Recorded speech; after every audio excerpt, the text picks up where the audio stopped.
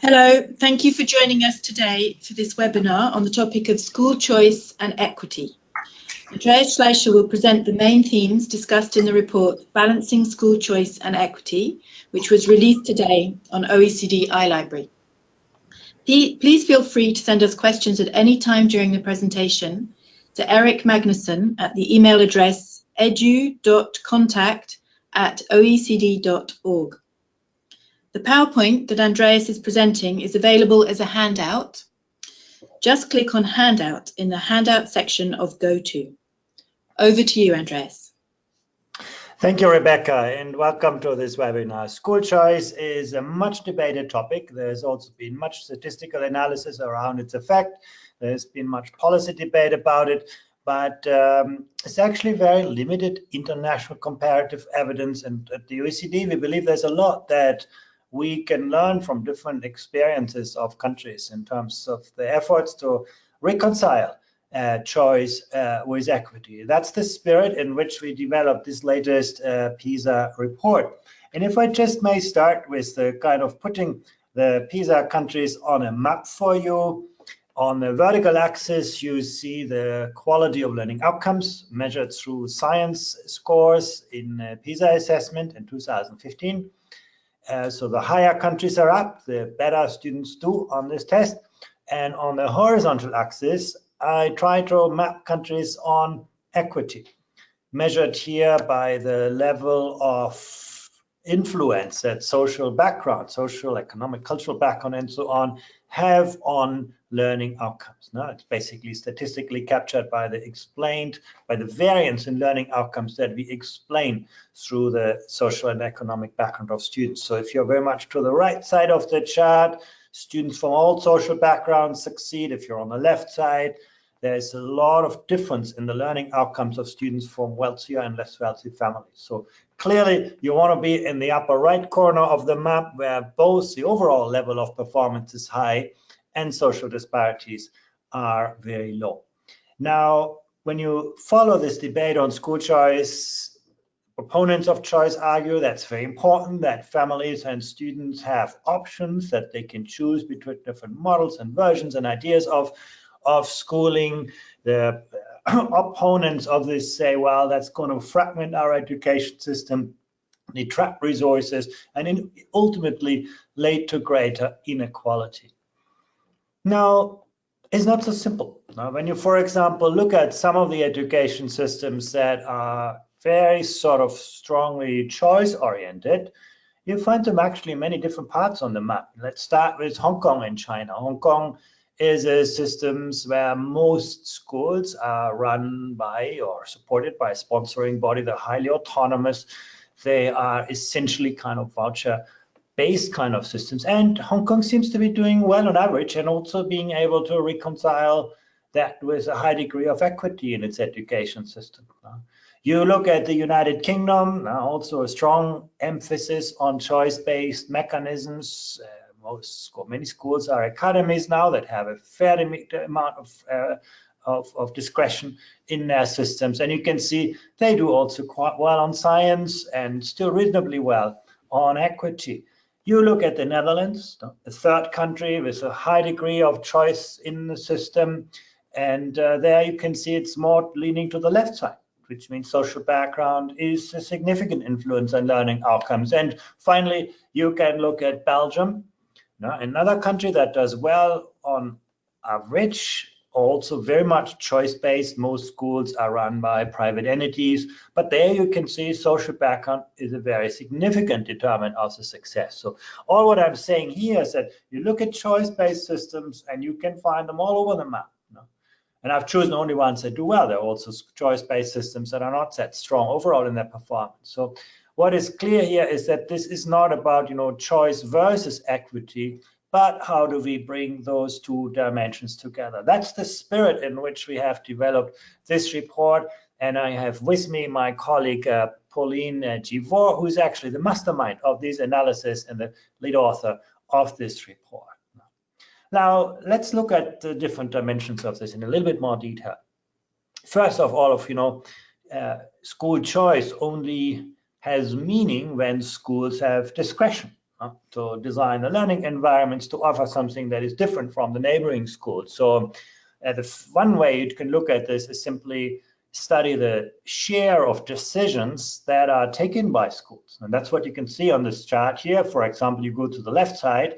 In the Netherlands, schools decide on almost anything that we measure. Now, we measured 16 aspects of decision making, and over 90% of those are made by schools in the case of the Netherlands. Also the Czech Republic, England, Latvia, Flemish Community of Belgium, and so on. You have still more than 2/3 of decisions made at the school level. You go to the other end of the spectrum, if you are in Turkey or Greece or Switzerland, there is less than 1 in 10 of those decisions that are actually made at the front line in schools. So huge variability across countries in the role that schools have in this. Then, of course, the bigger question is who then decides, if not the school. You look, for example, at the United States, schools have very little role in decision making. No, it's only about 15%. But what you can see there is a big part of the decisions are made at local levels, by school districts, and then some at the central or state levels. So the intermediate levels are there. Of course, you go to Luxembourg, few decisions made at schools, almost all decisions made by the central government. Regional and sub-regional decisions are important in countries like Germany or France or Japan. But I think for our purpose here, what matters really is the decisions that are taken at the school level, and therefore that give reasons to choice. There are also countries where this is not so easy to distinguish. I could go very much to the right. In Finland, for example, most decision-making processes are integrated. So when schools make decisions, they do that within a framework of higher level authority and so on. So variability in the decision making. A big question, of course, is does it matter?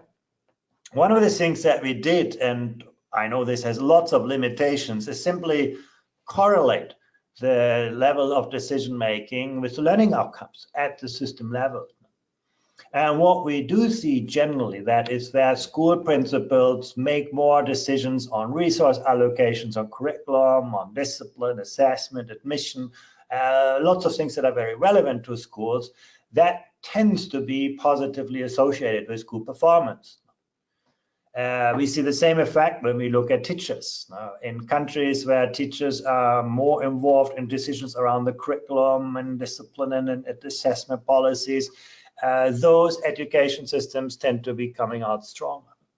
We don't know what's cause and effect here. The causal nature of the relationship is not apparent in this. It's simply a correlation. But it's interesting that it seems that education systems that have more responsibility at the front line seem to be overall delivering higher levels of performance. Once again, cause and effect are not clear in this. It could be that school autonomy is a very important enabler of success. It could also be that high-performing education systems have given schools more autonomy because schools have developed greater capacity. So it's not so clear from this, but it's a very important angle on this. The one thing I want to do is also highlight the overall variability in learning outcomes that lies between schools, and that's what you can see in the blue bar. If you're on the right side, for example, in Iceland or Finland or Norway, school choice doesn't matter that much in terms of the overall quality of education that you get. School choice may lead to different versions of education, but you can see in the case of Iceland or Finland or Norway, you have still less than 10% of the overall performance variation in the student population at age 15 that lies between schools. So the closest school is always the best school. So you don't need to get out of your district to a better school in order to to have better quality.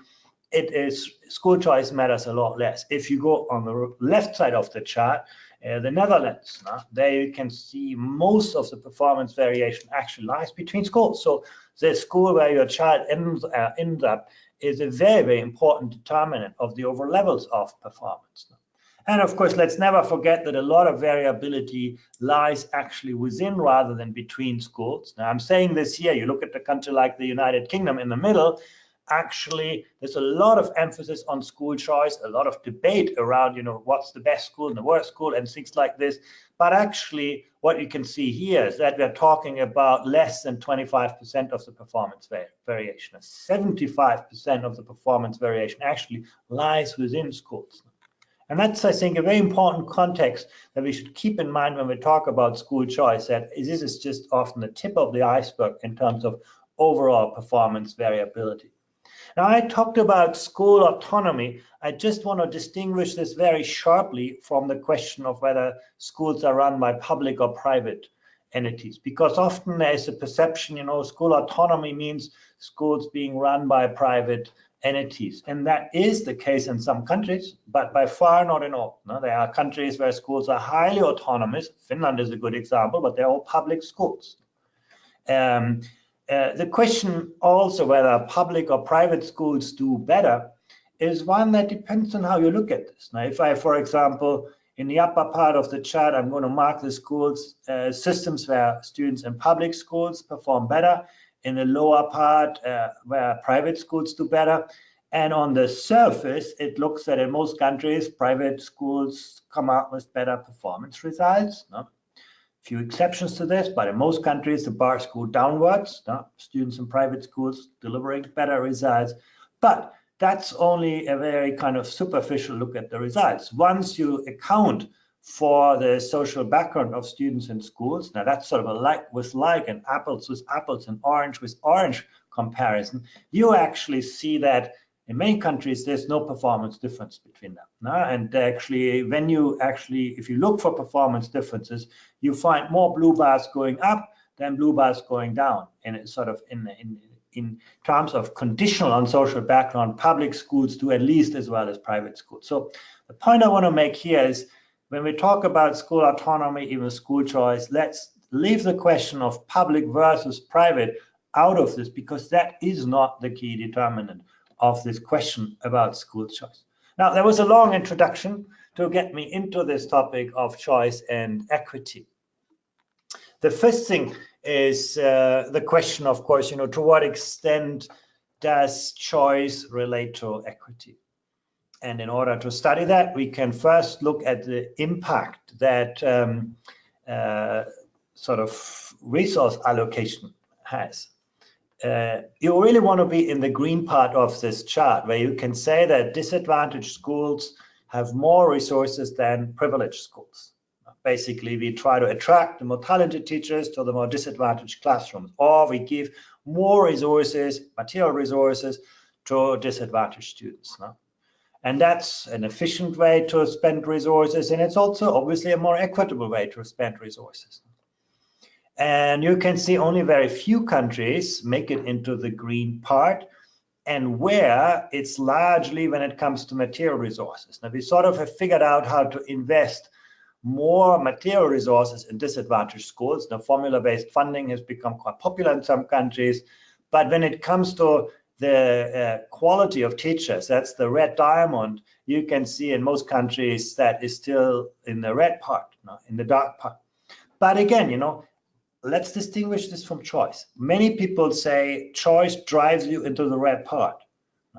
That's not what the data show, really. Actually, what you can see is that you have the United Kingdom that's actually more to the right part. Also Hong Kong, at least neutral to a social disadvantage. And then Belgium, another country where statistically you cannot detect that resource allocations are regressive, as they are in many, more centralized education systems. The same, the Netherlands. So basically, the most prevalent choice-based systems seem actually also to do reasonably well on equity, at least as well as many of the other education systems. So again, this just highlights the point I made at the beginning, that we shouldn't look at this as a trade-off between choice and equity, but rather how we reconcile choice and equity. We ask principals about this also. You can offer choice, but to what extent do schools actually compete with each other? Now, that's the obvious question. If you are in a very sparsely populated area and you only have one school to go, well, the system may offer choice, but it's not realistic. No? But what you can see here in Singapore, every principle says that there are other schools around that compete with for enrollment. And even in Norway, which is a quite thinly populated country, you still have a third of countries where there is real competition. So it varies across countries, but the vast majority of schools, now on average is close to 80%, have at least some level of competition in the education system. Now, what was interesting for us is when we ask, not school principals who should know about this, but we ask parents, the bars actually get lower. Now they get shorter. Basically, in orange, I mark the share of schools in which at least 3/4 of the parents said that there was competitions, and generally the bars get shorter. So that's interesting. School principals say that there is competition, there are other options available, but parents do not see those options. It could be that they're not available to parents, it could be that there is not sufficient awareness among parents, but clearly in every country for which we have those data, there is a gap between perceived choice among parents and available choice as reported by principals. That brings me, I'm going to come back to this later on, that knowledge mobilization, creating good awareness, creating a kind of intelligent market for choice is really important if we want to make this work. And that's basically also the framework that Pauline has established for this report.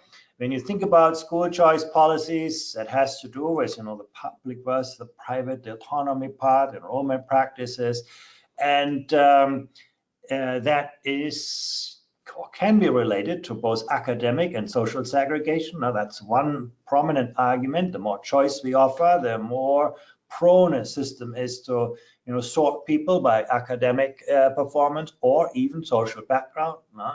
And again, the social segregation leads to peer effects. And we know from PISA research that the aggregate social background of a school has an even more powerful influence on learning outcomes than the personal social background. So those things are really important. As soon as we end up into social segregation, we do have a problem in equity terms.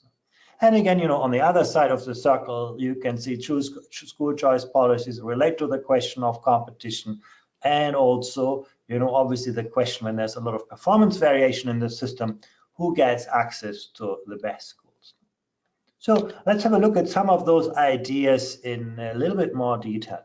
The first thing that we did, and unfortunately the data for this is still quite old, but there's very little change generally on this. So we still think that's relevant, where we have basically mapped off how countries assign students to a different schools. You can see that in most OECD countries, the initial assignment is based on the geographical area of schools, and that's why I marked this in green. But there are exceptions to this. Now, if you look to Belgium, if you look to Chile, Netherlands, or New Zealand, there basically parents can choose any school. Families are given a general right to enroll in any traditional public school they wish. That's true in some countries, marked in green, in some countries not. Choice of other public schools is restricted to the district or municipality, and so on. There are different mechanisms across countries, but you can also see there are patterns. For example, if you look to the Netherlands, there's basically no restriction whatsoever. Any option is open to anyone. It's all marked in yellow here. So different countries have different philosophies for how they open up their system and how they try to sort of, through those assignments, reconcile. Now, I must also make some caveats here. For example, when I say, in the Netherlands, you can choose any schools, they also have to deal with issues around oversubscription. And actually, they have quite smart policies around this. Basically, they don't ask parents, to put them in a waiting list for one school, and then, some parents who are best informed get the place, others not. They actually give parents several and multiple choices, and or ask parents to make multiple choices, and then the system tries to assign or link parents with students with schools in a way that reconciles the preferences of families with the available opportunities and with considerations around equity. So there are actually quite smart policies available in some countries to reconcile choice and equity in those allocations. We also have that data for countries beyond the OECD. For some of the countries, you can see that here on the map, and it's the same kind of pattern, that there are some countries that are more open and others where there are greater levels of restrictions. We also studied how this has changed, and you can see it's gone in different directions in some countries. Now, for example, when you can see, I think here an example, the Russian Federation, you can see in 2009, basically the percentage of students enrolled in schools in which residence was a requirement was very low. Now that's gone up. If you go to the next country on the list, in the United States, it's gone the other way around. So there's been some movement on that variable, but there's also a lot of variability across countries. Again, on the right side, you have countries like Belgium and Hong Kong where everything is open. On the left side, you have countries like Poland with a fair amount of restrictions. One thing, why does this matter, is because you can see there's a slight kind of relationship. Social segregation seems to be a little bit negatively related to school enrollment based on residence, and that's perhaps not too surprising. Where you open up more, where schools rely more on residence-based criteria, you have less segregation, because basically parents, wealthy parents cannot, go out of the kind of districts in which they enroll their school other than through private systems. The relationship is not very strong, but it shows you that residence can be one criteria to actually enhance or reduce the risk of social segregation. But again, I also want to draw your attention. Yes, we see that over relationship, but you can see that country dots are all over the place, which means that this is not a deterministic relationship. There are lots of exceptions, and there seem to be lots of countries where they don't have residence-based restrictions, but nevertheless, segregation is very limited. And that's something that we studied also here. We looked at, the first, I talked about residence-based segregation. Let's talk a little bit about academic selection. This is also something that we tracked since the year 2000. And again, you can see huge variability across countries. Now, on the left side, Hong Kong, Japan are countries where academic selection has always been very prominent. In the country of Thailand, it was not so prominent, but it has become very, very important. On the right side, Spain, Finland, Greece, and Denmark, there has not been a tradition, and there is no tradition of academic selection. Basically, when schools admit students, they do not look at the prior records of performance. Huge variability across countries, some variability across time. And what was very interesting for us is that, not so surprising, but to see that across countries, that academic, when students select, the selection of students on academic grounds is more prevalent in private schools than in public schools. You can see, for example, in the case of Finland or Greece, public schools virtually don't have any of that possibility, whereas private schools, even in those countries, half of them actually, or more than half of them, no, around half of them actually exercise the right of restrictions. So there's clearly more academic selection in private schools than there is in public schools in the majority of countries. And again, what you can also see is that in most countries, social segregation is more prevalent amongst private than among public schools. Now, what I'm using here, kind of diversity index, or the inverse of that, to look at social segregation in private schools, that's the yellow bar, and social segregation in public schools, that's the blue bar. And you can see quite clearly in this that private schools seem to be more discriminating by social background than public schools. And that is not just a question of fees. Also, that is even true in countries where private schools do not charge any fees. So that's something to bear in mind. So when you put the two things together, you might get the impression that, you know, social segregation in a school system is driven by the prevalence of private schools. But actually, because private schools are often, you know, only a very small share of this, when we actually look at this across countries, we could see quite clearly that, yes, there is some social segregation observed between public and private schools. And in Peru, you can see a large share of that bar is that, or Malta, and so on. There is some social segregation induced by private schools. Now, I just showed you that before. Social segregation seems to be larger between private schools or within the private school sector than within the public school sector. But simply because in most countries there are a lot more public schools than private schools, overall, the social segregation that we see in PISA is more likely to, or is more likely to be induced by public schools than by any of the other combinations between the public-private sector or within the private sector. And I think that's an important context. So when we see social segregation in the school system, we should not attribute this to our schools run by public or private entities. Often, this is a big issue within the public school system. We also know that depending on the school system, disadvantaged students are a lot less likely to attend classes with high achievers.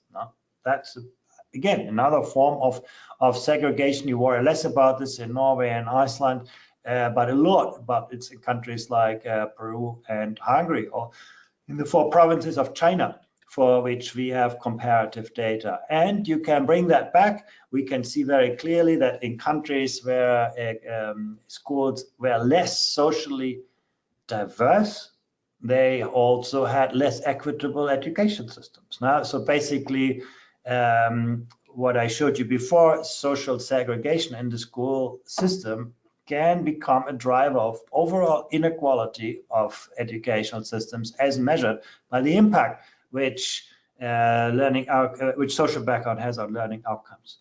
So in a nutshell, this is the reason why social segregation, at the end of the day, is a big barrier for inclusion in an education system. If we start to sort students by their social background, we will end up in seeing a large impact of social background on learning outcomes. At least, you know, if you read a causal nature into this relationship. And in this case, I think we can be quite confident that the nature, the direction of causality goes in that sense, because it's just hard to imagine how it will go in the other way. Then, if you look what countries are doing around this, you know, how do you actually square choice with equity? Some countries have become very good in managing the school network as a whole, linking high and low performing schools, pairing high and low performing schools, having incentive structures that attract talented teachers in disadvantaged schools, particularly in East Asia. We find very interesting examples on this. Formula-based funding has become more and more popular. It can go to schools, the resources schools get are depending on the socio-economic context of the student population. That's now quite well-established system in many OECD countries. So schools get more resources through where they have, it could be a pupil premium in Britain, it could be in Australia, the financing formula. Many European countries have that. So countries making an effort to put more resources where there's greater disadvantage. Sometimes the money goes to parents, families. You can work on admission policies. Controlled school choice model are being used in some European countries. So that's another way how you can regulate or consolidate quality and equity. And last but not least, the knowledge, managing good knowledge flows. That's actually, I don't show this data yet just because we are not having that much time, but we have some interesting data from parents in PISA, where we surveyed parents why they choose a specific school. And we do see that disadvantaged parents often are not aware of the importance of quality, so they may put more priority on criteria of choice that are not related to quality. So getting parents on board, making sure that everybody not only has real choice, but also good information of available options is a very, very important part of a successful choice-based system. So let me wrap up my presentation with a few sort of remarks on this. Now, the first is, as you could see clearly from this presentation, school choice is neither the problem nor necessarily the solution to quality and equity. We find some countries that are very good in reconciling choice and equity, others which have no choice and neither quality nor equity. So having no choice is not, again, a guarantee for having a good education system. And yet others where you do see some trade-off, systems that are doing really well, choice-based systems, but that on average, but that have equity-related challenges. So I think it's a very important conclusion, not a direct link at this. It's often the framework conditions under which school choice and school vouchers operate and how we implement choice that seems to matter most. In one way, one sort of thing that we can observe, that countries that are doing really well in reconciling choice and equity give a lot of responsibility to schools, but also very strong overall systems and assigning students to schools and in managing choice and ensuring coherence and quality and standards, that actually the system overall works well. So strong autonomy and a strong system, that seems to be a really good kind of combination to reconcile quality and equity. It's also important to ensure that choice is real and that it's meaningful to people. Now, clearly, it has to be perceived and has to lead to real options, and ideally to options that don't discriminate schools by, bad and good schools in terms of performance, but by different versions of education. And you could see really some countries becoming very good at that the closest school is always the best school, but you always have to give parents variants of that. It's also important to create a level playing field for all providers. What we see, and actually, I mentioned the Netherlands several times. Yeah, I think it's actually really interesting because on the one hand, you can say every school is a private school or a voucher school, but most schools would still consider themselves as part of a functionally public system. Now, they basically are part of a school system, even though they operate very independently and are very autonomous in their working. So again, I think we should not create an artificial contrast between, choice and public, but we can have private schools working as part of a public system. The next is that it's important to ensure that schools receive public funds to meet their public obligations. And again, I didn't show you data on this, but they're in the report. We can see that in choice-based systems that do well, typically public and private schools do receive similar levels of funding through the public purse. Many countries have tried to disentangle those kinds of things. And in return, you can see that private schools also then subject to some of the public accountability and public good functions that come, with accepting those kinds of resources.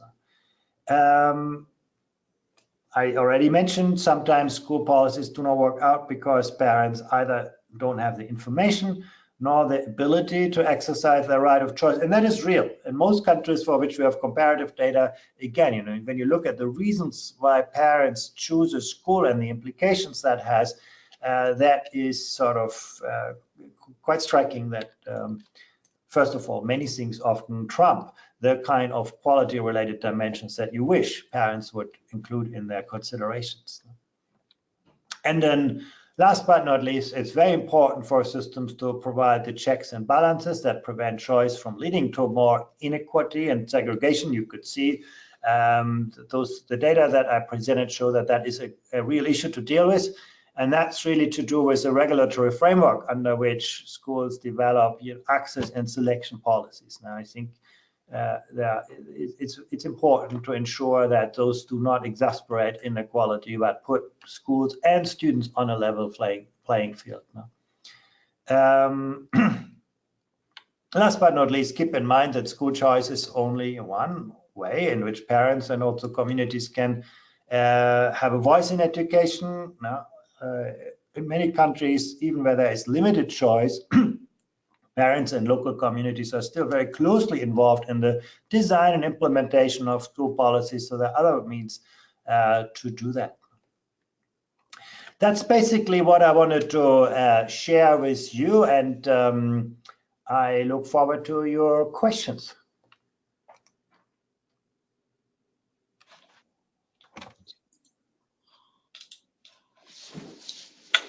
Andreas, we have a few questions. There's one, the first one, what are the kinds of checks and balances that can prevent school choice from leading to inequality in school systems? Yeah, I'll be answering this, and just my colleague Pauline, if she wants to come in, she's very welcome to do this as well. When I look at the checks and balances, the first really is the regulation of access. I do believe systems that give parents a vote and a voice in choosing the school they wish to choose, but at the same time then also match this with equity related considerations when doing the final assignment, particularly in oversubscribed schools. I think that's very important.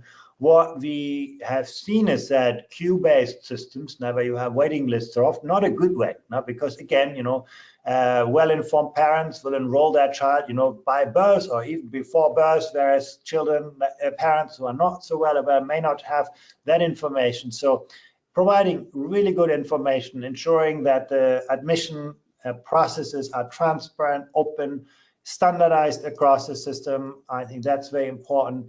That there is good performance information and information about schools available to all parents. I think those are really important ingredients. And then the funding. We should not look at choice just through the demand side of education. I think we can do a lot on the supply side.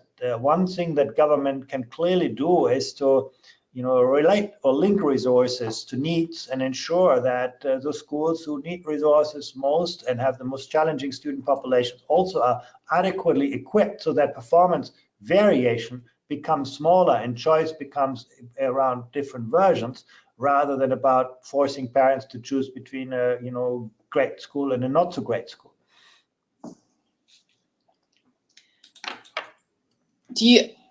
There's a following question, which is, are there any that are absolutely necessary of these checks and balances? Which of these checks and balances?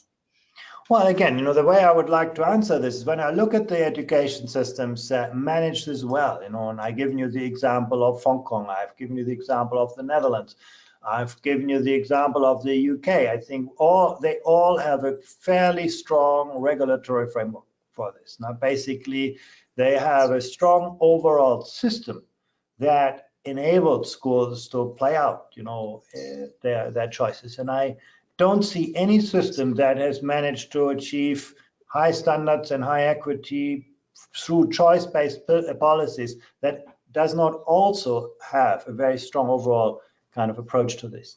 So letting 1,000 flowers bloom is probably not a good recipe for achieving, for reconciling choice and equity. There's another question. Could there be any benefits? Could there be any benefits to encouraging systems to practice academic selection in schools? Can this ever be done without compromising equity? I think it's a good question. As you could see from the data, academic and social segregation are often interrelated. At the same time, if you want to regulate access to high-performing schools, that's when you if you want to make choice real, that's probably one of the things that parents are interested in, to choose schools that are academically very well developed. But the risk of social segregation is really, really high. And it comes through, for example, if entrance tests are used, that well-off parents can prepare their students better, or students already have better performance levels through better parental support. So I think this is a real challenge. I think to decouple academic and social segregation is not easy, but remember that chart I showed you. We see that there is enormous variation across countries. In some countries, it works a lot better than in other countries. And this shows to me that most countries could probably do more to limit the negative effects or the segregation-related effects from academic selections than what they currently do. This is slightly related. Does diversity drag down student performance?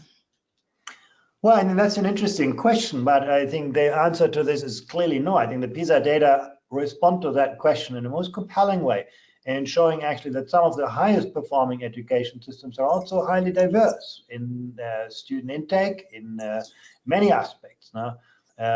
Canada is a great example to this. Also, Hong Kong is a great example to this. The socio-economically highly diverse education systems still are doing really well in terms of equity. We see the same effects within the school system.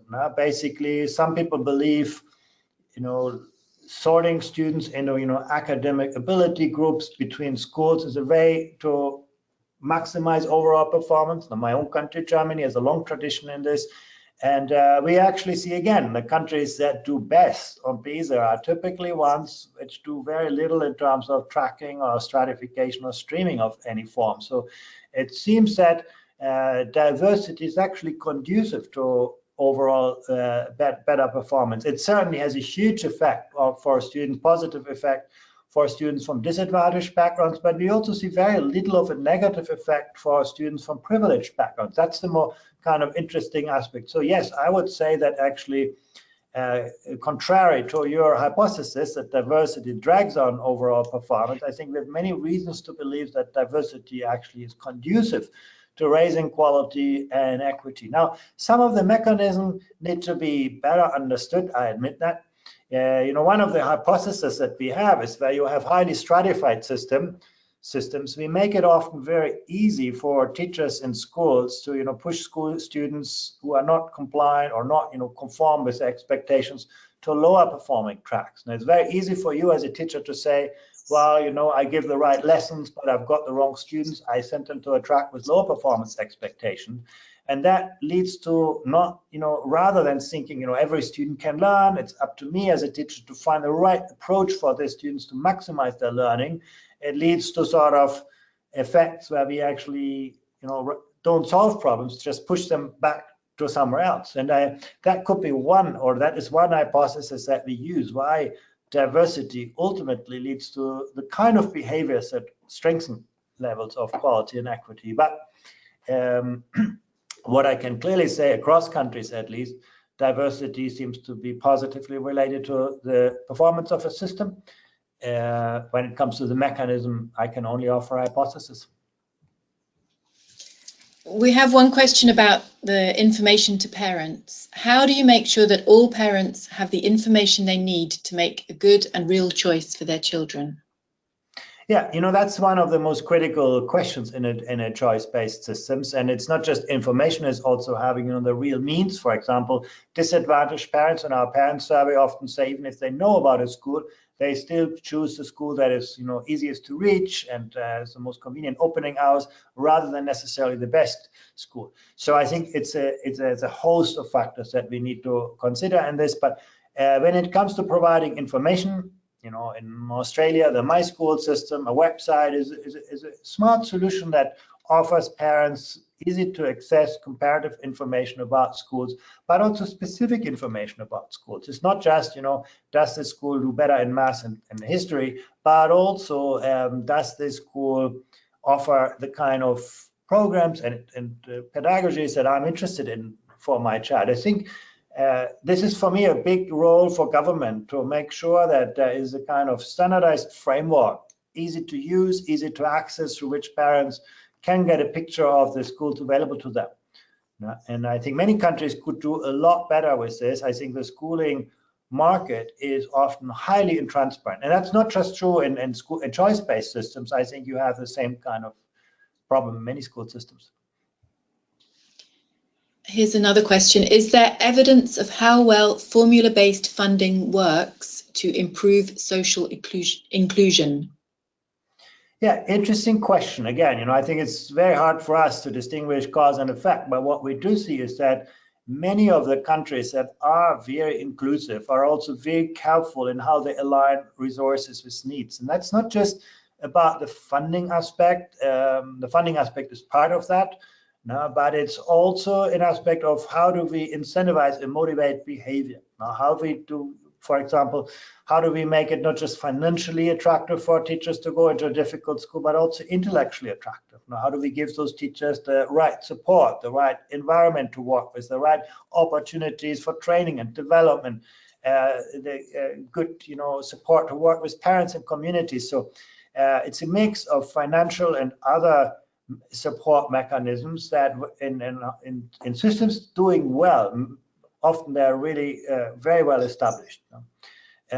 Money-wise, formula-based funding is, we have data showing that it's related to more equitable performance. Now, when you do a cross-country relationship about this, at least, again, causal nature is not so easy, but you can see that systems that are progressive in their resource allocation tend to be more equitable, like by PISA metrics, and by the way, also tend to do overall better. There's not only, a positive relationship with equity, but there's also a positive relationship with quality. But again, the causal nature is up to debate. Clarification question. There's another question. I saw that you used PISA data from different years, 2009 to 2015. Do you assume that school choice hasn't changed over this time period? Well, I actually showed you some data where policies have changed, but not dramatically so. I think these are things that are moving very, very slow. And I just presented the latest available data. We're going to soon have updated data in from 2018.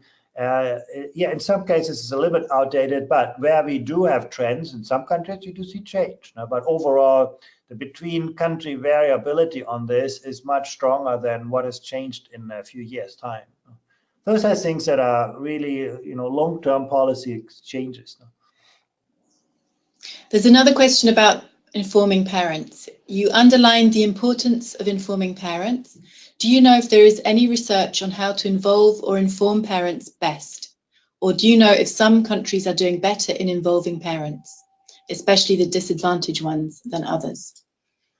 Well, I think the last question can be answered from the PISA data. We know actually when we ask parents to what extent they are they are aware of choices, and to what extent different criteria of schools influence their choices, and that varies across countries. And that suggests to me that some countries do something that makes sure that parents know what matters for school quality and that they are using those criteria. But when you ask me about specific policies and practices, I'm not aware. Maybe my colleague Pauline has some good case studies here. No, in the data we look at whether students and parents have information, but we don't have whether they have several options for choosing the schools. But we haven't looked in this report specifically about a specific case of good information. Sorry for.